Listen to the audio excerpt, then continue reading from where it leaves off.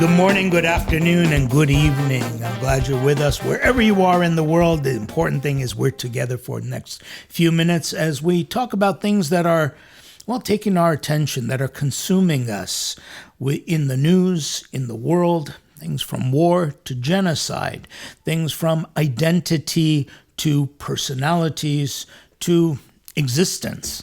Run the whole gamut, because today I'm very happy that with us is Sophia Armen. She is an organizer, community organizer, a scholar in her own right. She serves as the executive director of Armenian-American Advanced Network and a co-chair of the California Middle Eastern and North African American Civil Rights Coalition. She holds a Ph.D. in ethnic studies and has been active in a diverse array of community initiatives. And let me add that probably the best one for me is that she grew up in the church, in the Armenian church. And that's why she's my guest today, because what she has to say is important. Because here is theory to action. This is what it's all about. It's not all theoretical, but it's how we live our lives. So first and foremost, welcome, Sophia, to the great Western Diocese Apostle Studios. I'm glad you're with us. Thank you so much, Sir Vazken. I'm so happy to be here. So thankful for this show and all you're doing in the community. Well, I'm just excited because we've watched you within the church. I know you've been a speaker here at some of our conferences, but in your own right now, having achieved these scholarly accolades and having these degrees, I'm just like amazed that you have survived all of this in spite of, so many things that are really hitting us. They're hitting me, and I get to a point a lot of times where I get hopeless and wondering, is there a next generation that's concerned about the things? For instance, right now, I know your past, I know my past, they intersect at the point of genocide, 1915. And one of the big things back then was that, how did the world allow this to happen? How did the world allow mass annihilation and allow ethnic cleansing and starvation? And you say, well, that could never happen again. It's 2025, 110 years later, it's happening. So I'm just glad you're here because you give me hope. So let's first start off a little bit about you, if you don't mind. Tell me about yourself. Thank you so much, Sir Vazken. And I want to say you give me a lot of hope. And I'm so excited that, this Apostle podcast continues to inspire people all over the world. So I'm really thankful to be here. Growing up, I grew up in the Valley. I'm an Armenian-American, third generation Armenian-American. My family on my father's side has been an LA Armenian for several generations, and my mom's side are Fresno Armenians. We run deep. We have roots that are deep, and we grew up in the church. So one of the important things that I always thought about was the church was a place of a big collective we, right? It was the place where, especially in the kind of overwhelming Americanness of my public education growing up and being in a very wonderful, diverse place like Los Angeles, it was also the place where I got to be Armenian and do the things that I was learning in church. So I think for me, I really think about whether it's, our experience together growing up and being in solidarity with other communities who were facing genocide, or whether it was trying to be active in the ACYO, right, locally, or in our Western Diocese church camp. They really have a common through line, which was I was part of a big collective, a big we, right? So the big we is beyond your experience as well, because you said that we belong to something else, right? Yeah. What is that something else? Yeah, and I think that if I'm being very honest, I think this is something that people, especially of my generation, have struggled with, right? Is like how we bring that we, which is really a lesson of our church and really a lesson of our people, right? Into our everyday lives, right? How do we practice it? And so the idea, of course, you can say in so many ways in every part of the Bible, for example, that, Jesus was talking about love others, right? As yourself. And to think about the community that you're in, right? To think about the least among us. And it seems like that might be an obvious, right? But yet It does, yeah. we need to keep reminding ourselves, like every year and every day and every minute. And so I think about the big we as knowing that you're part of something much greater. And of course, that greater is led by something much, much greater. And if I'm thinking about, experiences just growing up, my family is Western Armenian. I have on both sides the legacy of everyone being massacred in the Armenian genocide or forcibly displaced, right? So we're a people who live, by definition, in exile. And so the way that Armenians, especially that I grew up with, right, not just maintain cultural heritage, but made it thrive, right, made it grow and made it change, was by doing this together, by doing it collectively. So I think that has been a very important part of my upbringing. It's also a very important part, I think, of what Armenians bring to other people, to the world. And it's a universal message, which is, regardless of what oppression or what we face or what is scary or how dark the times are, the thing that we're looking for is each other, right? To care about each other. And I hope we keep doing that. And that's what we're here for. You said something interesting about that. It just seems obvious.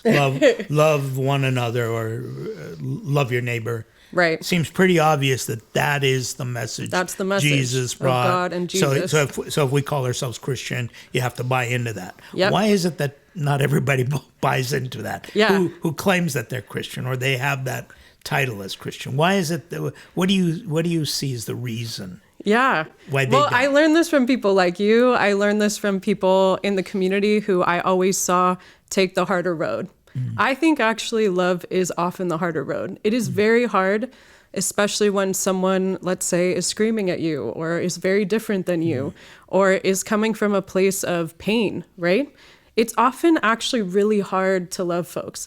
And I say that not because it's not our natural instinct to love. We don't care for each other. We don't care about our family and friends. But I'm talking about to fight for someone you don't know, right? Really. And to think about something from their perspective, even if they're saying they're directly against you, right? And that's always been one of the most powerful teachings that I have found, especially in our Armenian Orthodox faith, right? It's like, not only are you going to love everybody, you're going to love your enemies, right? Wow. You're going to love people who quite literally might think that you should not exist. And that's really difficult. So I want to acknowledge that, like, this is often taking the harder path. It is really trying to be your best self all the time and knowing that we're going to fail, right? Because we're human. But what we can do is that we can look to the kind of example, right? I mean, Jesus literally was sacrificed for our sins, and we can think of for ourselves that if we can walk and care about each other, right, then we're also doing God's work. So I would say in this day of age too, the only thing I would add is that there's so many easy distractions, right? It becomes super easy when you're scrolling on your phone or when you're hearing gossip or people are like angry or, you see the level of chaos and destruction, right? To feel very hopeless.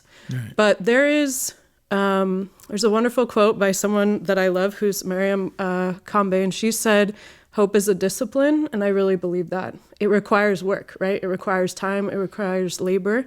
It requires you making a consistent commitment, right? To deciding so we're not to take love. With hope, are we? No, are we? Is it? It requires you have to some fight work. for hope. Yeah. But it's a constant, right? In the same way that we train our muscles in the gym, we train our hearts, right? Yeah. To always be hopeful, to always choose love.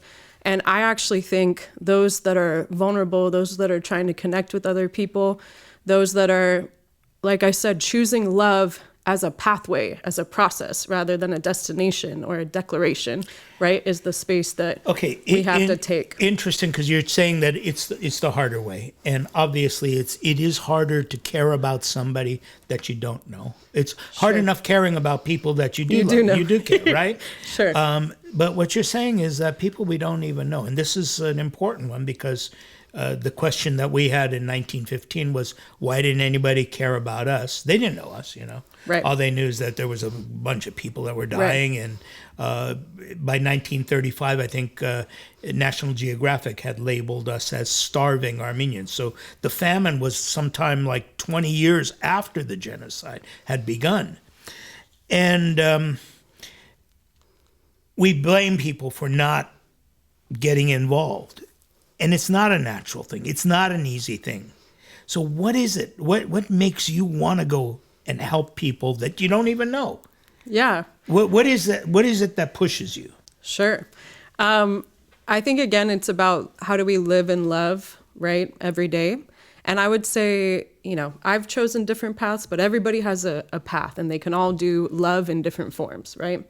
So one of the things that I've been part of with hundreds and thousands of people over the year, I just want to say, this is not about me. It's really been about engaging with hundreds and thousands of people over the past, especially 15 years, right, is thinking about community organizing as a space that we could decide that the way that things are set up don't have to be this way. And that if we feel, right, that they're wrong, that they probably are, and we should probably trust our gut.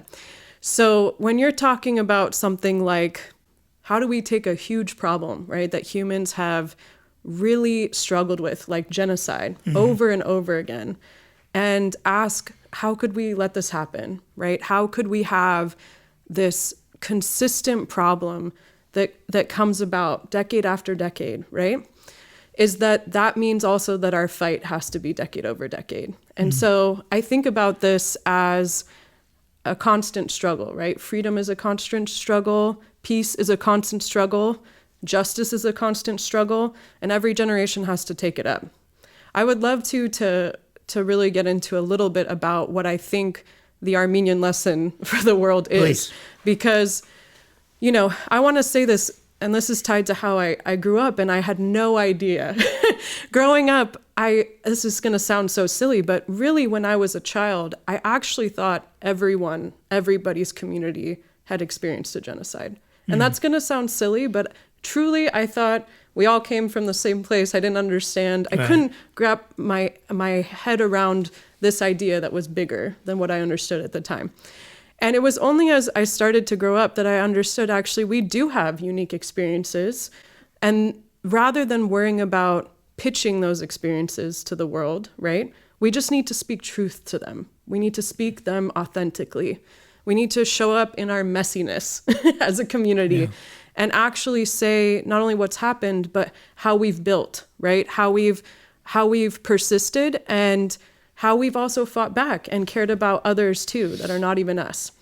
And I think if I really think about genocide and I think about what's happening right now in the world, it's very clear. Our human existence on this planet has struggled with racism, okay, over and over and over again. And we know that genocide is essentially the final solution in a long legacy of racism. And that racism appears in all types of forms, right, all over the world.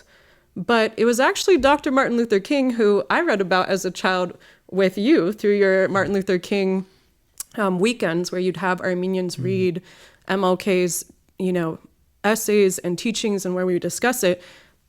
Martin Luther King was saying this very early on. He said the final trajectory of racism, right, is genocide. And so genocide scholars and genocide studies people and genocide organizers don't always think about MLK as a genocide studies scholar or a genocide studies theorist, but he is, because he said this at the beginning. He foresaw really a human problem that he noticed was replicated, and he specifically was experiencing it because this country has its own history of genocide, right? Well, this is interesting to me, because what you're saying here is, I remember, 3 years ago, where you and I were at tragically a funeral for our dear friends Gabriel and KDJ Starring. Right. Rest in peace to both of them. Yes, rest in peace. People who believed in that grassroots movement and tried to bring about.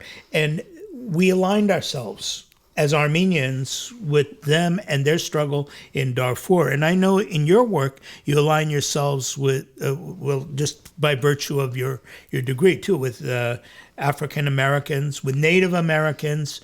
How do you see that? I mean, you're an Armenian with your own... With my own stories baggage, and my own background. Sure. And now you're involved with these people. Tell me how that works for you. Sure. Yeah, I think, it comes from the lessons of my grandparents and my parents. And like I said, I think the collective Armenian story. I really think I learned community organizing, and so many Armenians learned community organizing, I don't want to say out of the womb, but very, very quickly, honestly, because we have been forced to, right? We've been born in the reality of we live outside our homeland. We don't have access to even our basic like cultural religious heritage, right, in the homeland that we are from. And I think we should think about that as a place of strength. So this was never a stretch for me, to be honest. There was something that the Armenians that I grew up with, especially around us, we kind of started to put together the pieces, right? Mm-hmm. That something had happened in this country. Right. And I think it's important to think about it a lot.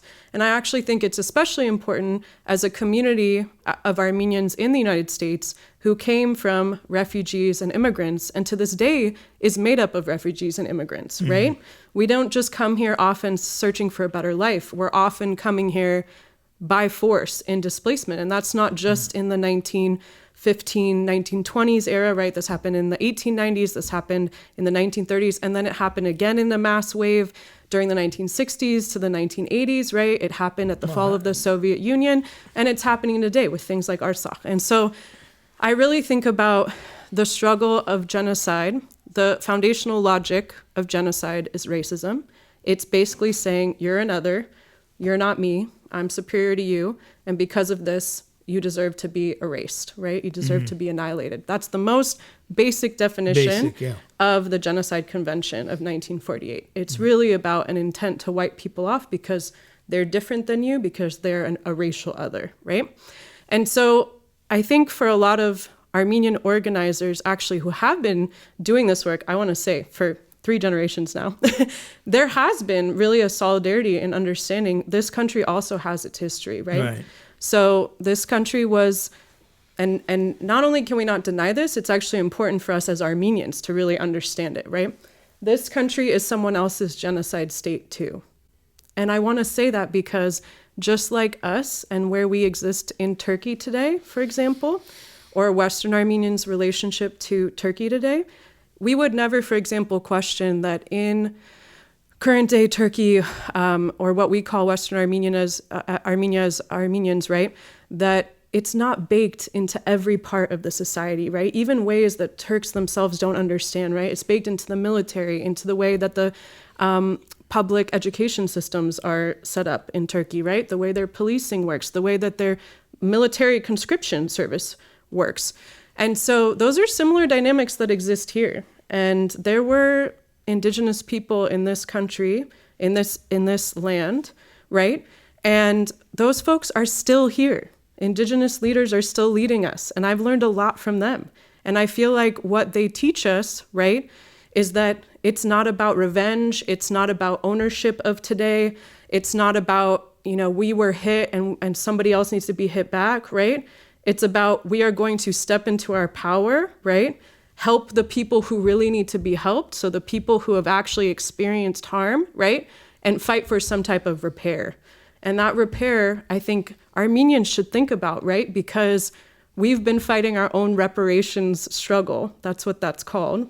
Repair, just in the big form, is reparations, right? We've been fighting for that repair for ourselves, right, from genocide. And now today, we're fighting for that same reparations and right of return for Armenians in Artsakh. So to me, it's not about having the same story. It's about how can we show up for each other, even knowing that we all might be different. We don't need to have the same story to care about each other. We don't need to have the same story to show up together, right, and fight for someone we don't know. But I do think there are these legacies of genocide that are pretty consistent throughout stories of people who are oppressed. And so it's important for us to fight for an underdog when people, right, are harming them. Okay, can we look at the elephant in the room that nobody wants to talk about these days? And that's what's going on in Gaza. It's a genocide that's happening. Yes. Let's put it out on the table. That's a genocide. It is a genocide, It follows, if you look at the 8 stages, they've demonized, Correct. they've dehumanized, and they've done everything. And the intent is to annihilate everybody of one ethnic background. And they can call it Hamas, but we know what's going on, okay? Right. So what is it that we stood up for all these years, and we heard this chant, never again? Is it never again to us, but it's okay everywhere else? What was that all about? And how do How do you look at that? How is this being received? I mean, you have a state there that's committing genocide. Yeah, I think it's so important for Armenians, especially because we've been building so many decades of anti-genocide organizing, right? Of genocide studies scholarship, right? I mean, truly from the ground up, right? It's not like somebody came in and was like, here, build the Armenian infrastructure for genocide studies, genocide organizing, right?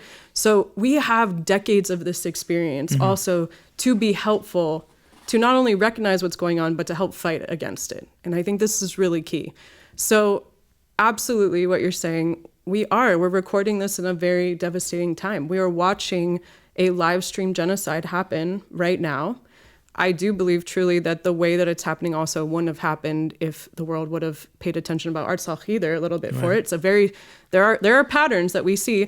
And of course also Sudan is still experiencing a very long, at this point, decades long genocide, which, you know, we've been fighting for even together decades.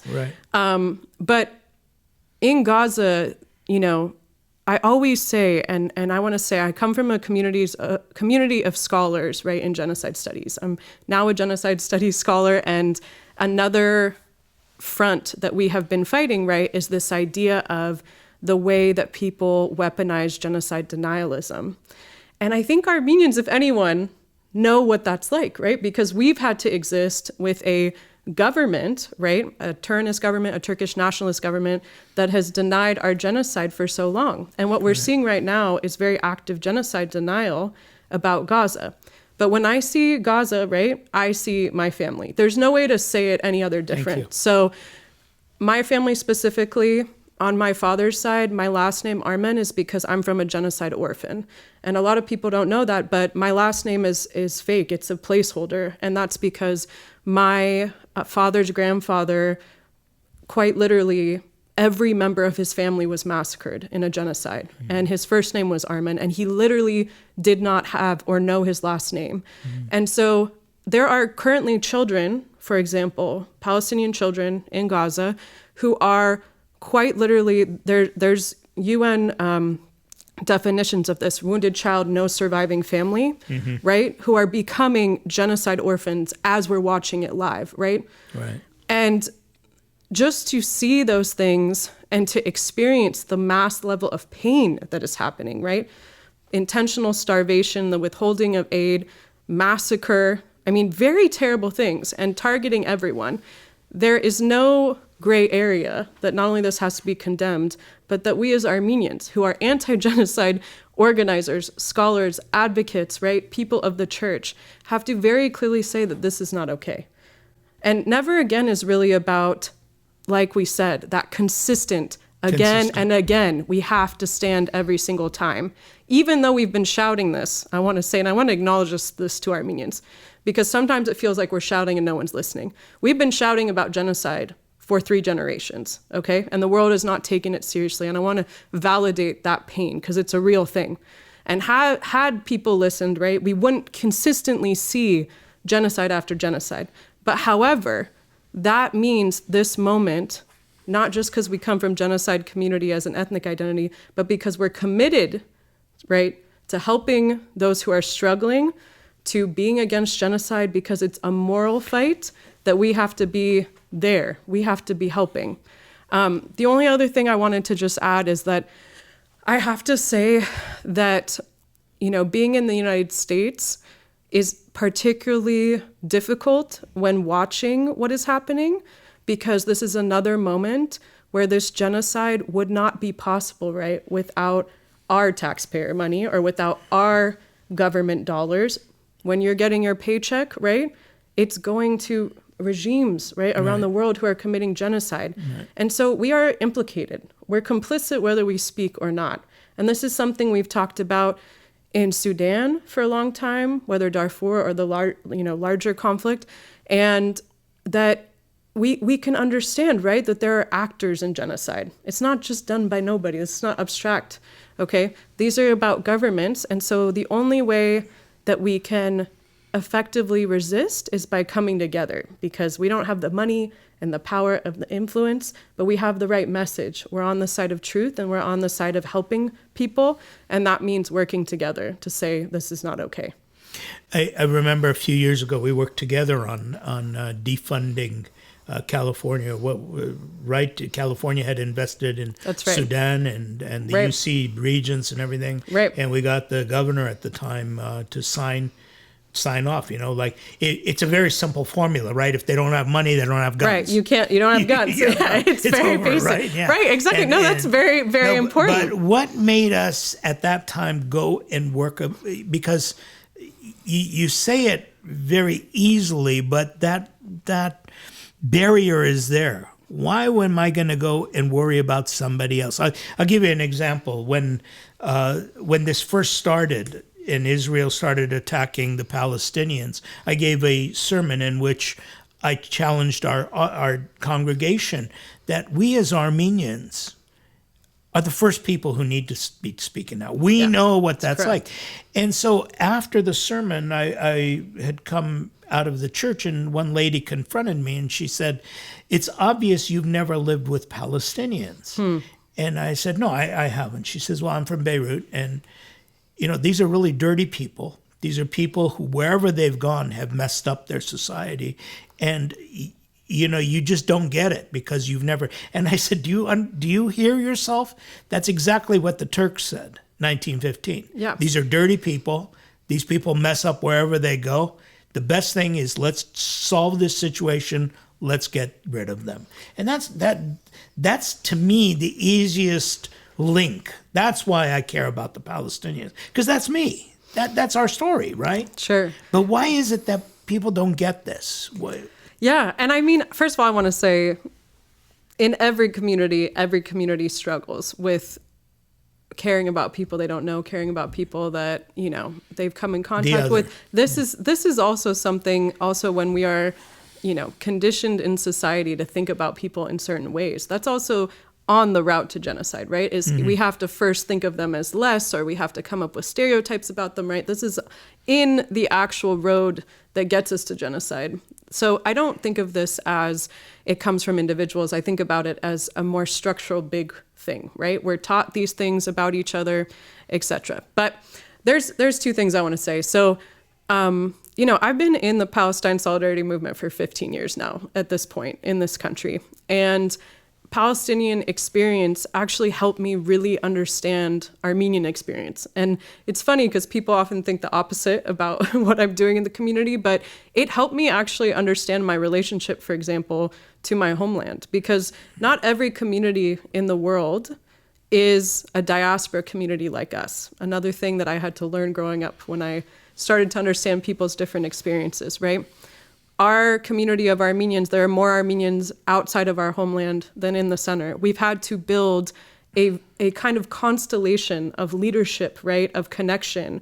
And we're essentially a nation that's spreading across the world. Right. And by the way, this is an indigenous reality. Indigenous studies scholars talk about this a lot. Indigenous organizers talk about this a lot. The idea that our nation is defined by where our people are. Because if we don't have access to land because we've been really violently ripped from our land, then our nation becomes where our people live. We're a living, breathing nation, and that's a beautiful thing.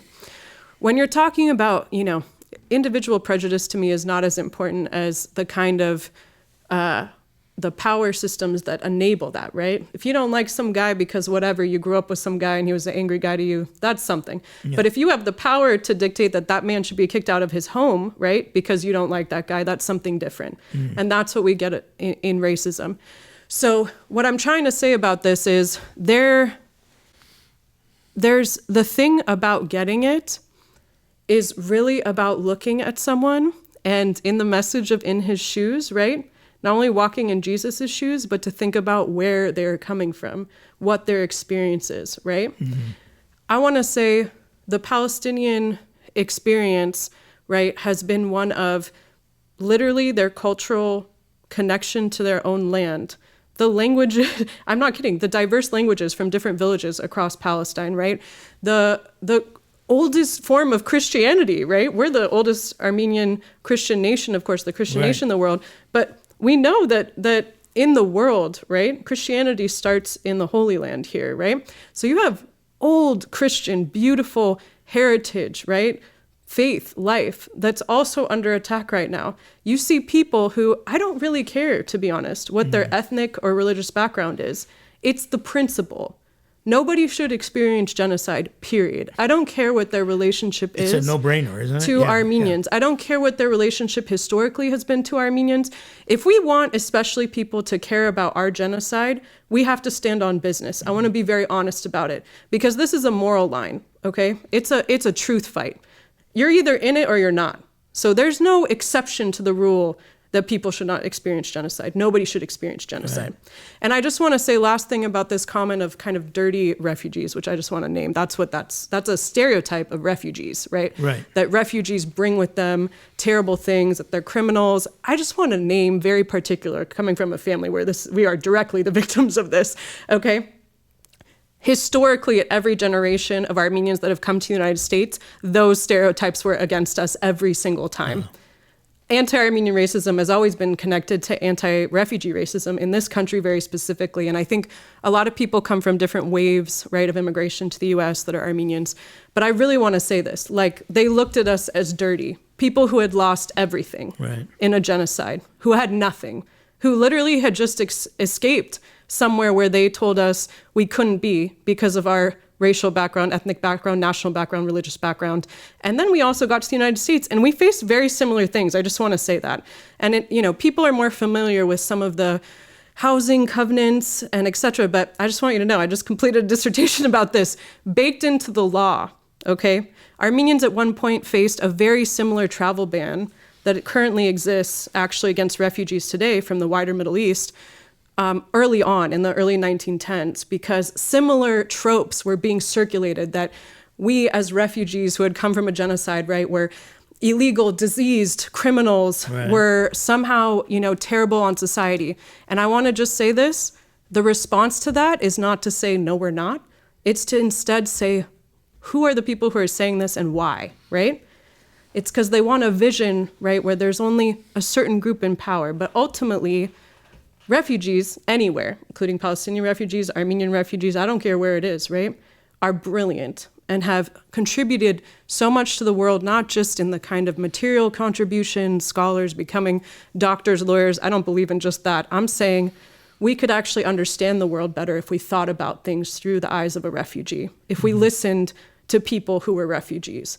And I really want to say, because you brought up KDJ and Gabriel, KDJ and Gabriel Starring were refugee rights organizers and activists, anti-genocide activists, way before it was cool. Right. And they made the connections in their own mind, right? That people across all these different experiences, it was Rwandan folks from Sudan, us, Jewish folks who were Native American and indigenous in this country, they were making those connections across our communities who were really communities that came from victims directly, right? Or came from survivors.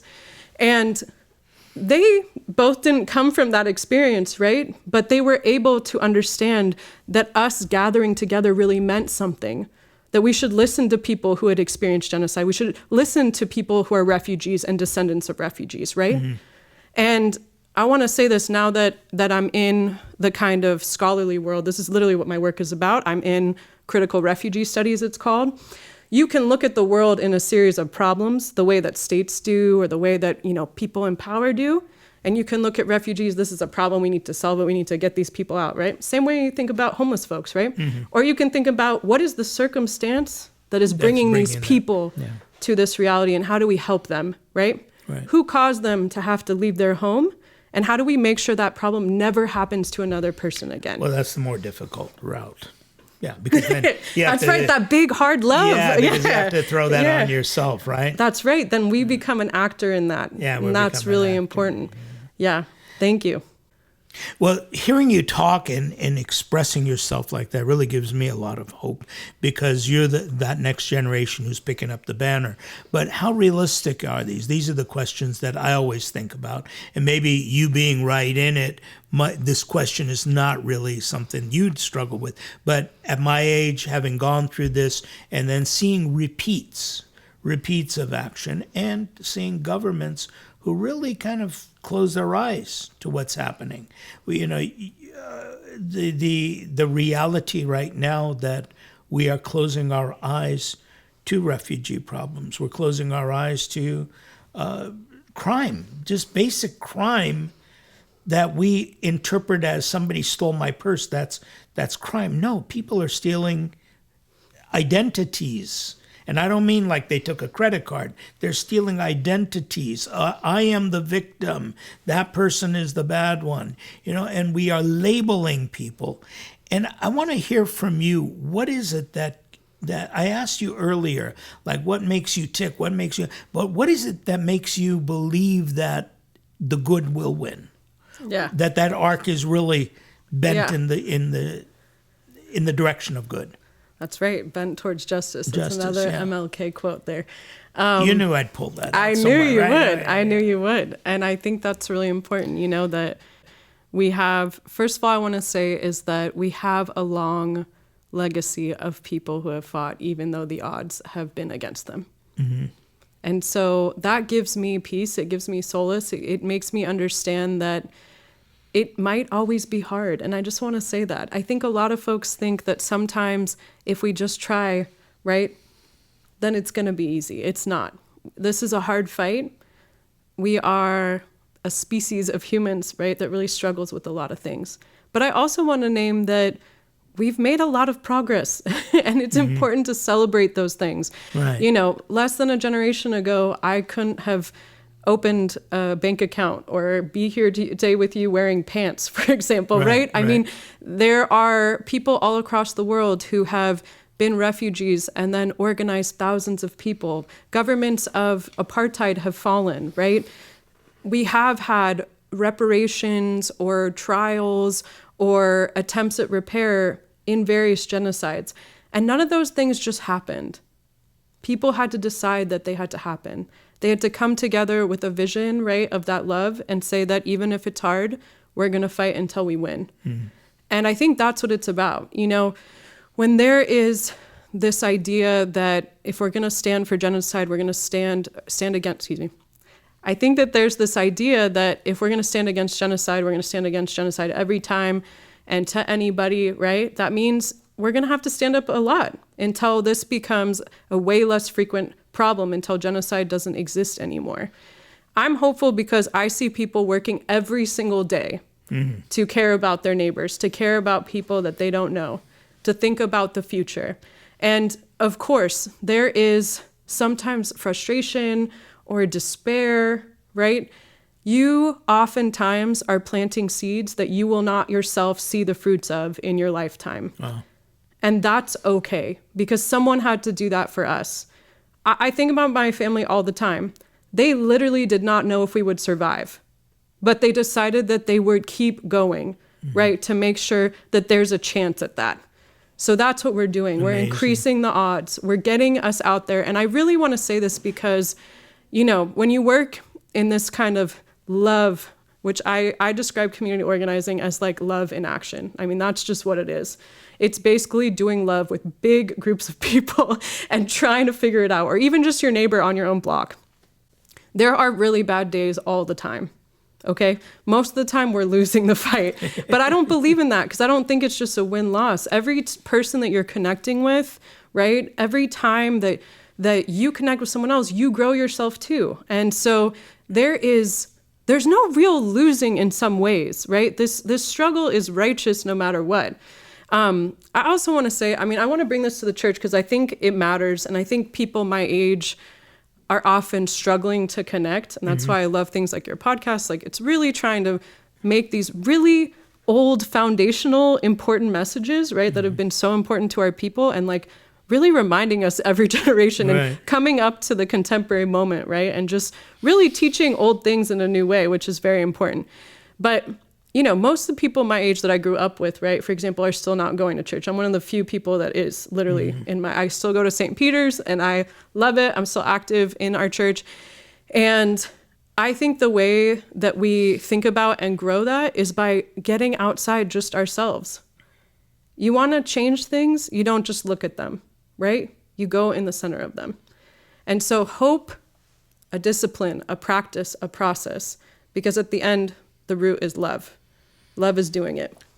You have this optimism that's built on that hope. I am very optimistic about the future. It's beautiful. People like you taught me, people in our community, our community, I just want to say, has taught me this.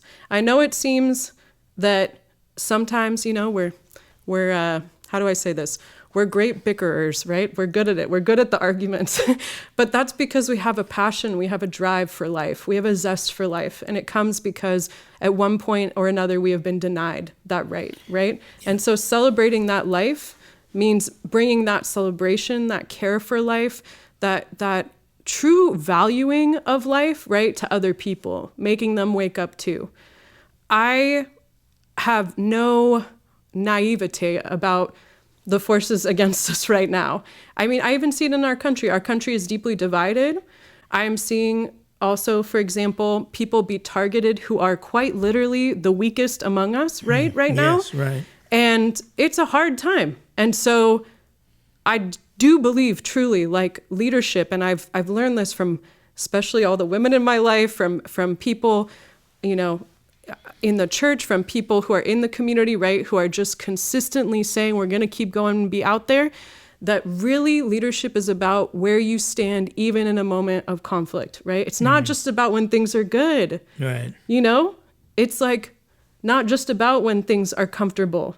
It's more important even when it's divisive or when it's hard or when there's backlash. All the people who've ever made a real difference have often been hated. You want to take a message from Jesus Christ? Literally perfect, right? And was hated, sacrificed. So killed, Capital. Quite literally. And so, it's not always going to be popular, and that's okay. And maybe in 10 years it'll be popular, and we'll look back and we'll be like, MLK was right. We should have listened to him. But during that time, literally, said by this government that he was a terrorist. Of course, yeah. This is what we're going to see by people who are trying to make change. This is what you're going to face also if you try to make change, or if you try to care about people that are not your own. So I just want to say, it comes with the territory. Sophia, just hearing you, it's so refreshing because to hear this kind of this optimism that is not just like a cheerleader, but rather based on history. That you're presenting that this is an ongoing struggle, and we have to be in this ongoing struggle. I'm going to say, first of all, to our listeners, too, that Sophia brought up MLK. Offline, we discussed about revamping that thing. So maybe this January, we're going to be doing another one of those retreats. Let me just put it out there right now so I can't back away from it, okay? The commitment has been recorded. But really, as I'm thinking, there's so much I've been taking notes I want to talk to you about, but I'm going to put a pause in it right now because I think it's overwhelming. I think what you have said today just should give everybody just a reason to stop, think, digest. Because this is a lot of information that you won't hear elsewhere. Where do you get your news from? People always ask, where do I get my news from? In my time, there was like 3 stations. Then later it became 4. But you would basically look at these TV. Now you could get it from everywhere. But that's great. And it's also not great because you don't know where you're getting. Where do you get your information? Where do you? Oh, wow. What a great question. I'll say this. I think journalism is still important. So I want to say that. I think it's really important. I think everybody in our community, especially, but everyone, should be reading news. You should even pick up an old-fashioned newspaper. I'm not kidding. And then for people outside of even traditional media, and I also want to say, especially people in the United States, they need to read international news, right? There's often kind of like American blinders on everything, right? Oh. American-centric news, only talking about us, only caring about people in the United States. Very important to read international media sources, right? Care about people across the world. This whole, we need to be best, better than everybody, nobody else matters in the world. We're not about it, okay? So you should go read other people's stories. You should go read about other countries. But secondly, I want to say that, if people are experiencing something, right? Like, let's say something terrible, like in Gaza, right? You can listen to the people. I mean, you really can. I think about when we think about issues, right? You need to hear multiple perspectives. And the most important perspective for you to hear is the impacted person. I really believe this, okay? And sometimes, especially traditional media sources, they're not going to give a space or talking to that guy or to that person, right? So let's say you're hearing a big debate about something in the news media, these people are evil, these people are whatever. Why don't you also make sure you're listening to these people too, and allow yourself to have the critical thinking, right? To hear multiple perspectives, right? And most of the time, I'm telling you, the people who can narrate their own experience, right, of oppression are the people you should be listening to. We're all the experts of our own experience. You don't need somebody with a degree, look, I'm a doctor telling this, and I'm very serious about this, to tell you, okay, your own experience. You really need to listen, right, to what people are going through. This is very important. So I want to say this because, like I said, I don't think it matters even for our own people, right? We're always worried about our prestigious institutions validating that the Armenian genocide happened, right? We worried about this for so many generations, right? Are other people validating what we're saying is real? But you know what also matters? Hearing survivors talk about it. Right. You know what I'm saying? They're just as valuable. To me, they're more valuable than gold, right? So think about the people who are experiencing it. There's tons of information now. And one of the things is, I will just emphasize, be critical about the things you're consuming, right? Who's saying this? Where are they coming from?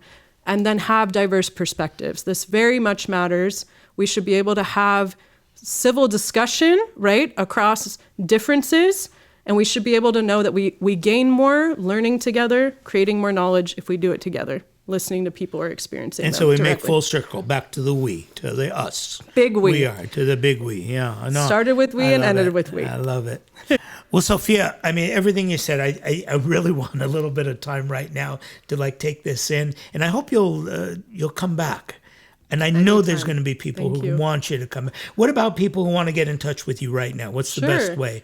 Or to learn more about you? Sure. Well, so, me, not so important, but definitely in the things that we are doing, a bunch of folks that I'm working with. If you would like to get involved in doing this kind of anti-genocide, anti-racism, civil rights organizing as Armenians, Armenian-American Advancement Network is doing that. It's a civil rights organization run and led by Armenians. And you can find us at Armenian-American-Advancement.org. And then for myself, I feel free, social media, to reach out anytime. Also, I have, a contact form online, drsarmen.com, that I often use for work, but you're welcome to use to get involved with me and talk more. I would love to learn and build with folks. I'm always learning, and I really appreciate, especially when members of our Armenian community, but any community who's committed, to fighting for justice. I learn a lot from folks, and I would love to talk with you, engage, and build us into movement together. So, Sophia, it's just refreshing to hear you, and I know you will come back. I want to congratulate you on all your achievements. It really is pretty wild that you've done the path that you've selected and where you've arrived, and I know there's only some great things ahead of you. So I wish you the best, and look forward to working with you. And don't forget, January, we're going to be together, right? Sounds great. Let's do it. Yeah, all right. The revival of the MLK retreat. MLK. Wonderful. Anyway, thank you again. Thank you so much.